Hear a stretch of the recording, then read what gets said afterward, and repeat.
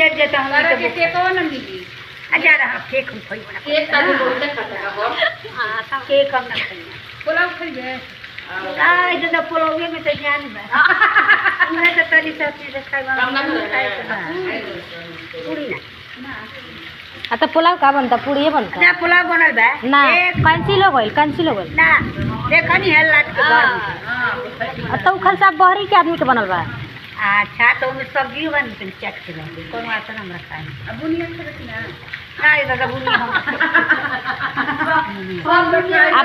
बुनिया जन तो बनल बनू बनल बनुगे मार हाय कहते कि बुनिया दही में खाइबा फायदा करे बुनिया जन तू काहे बनल बा बेटी लोग के विदाई में बुनिए दियाई जा वे विदाई लेत रहिए विदाई तू ना काल लेते वाला हो घरो के देई घरे अच्छा वो बात जे नजदीक के बा ओकरा के ढेर न दियाई नजदीक के दिखे तू बड़ हां नजदीक आई कहां के बात ये कि ऐसे आवे जा राखी बने नहीं सब कुछ ही करते ले ऐसे ही टगरा ली जा अपने भाई के राखी बने की ये बंधाई है राखी अरे ओ गाड़ी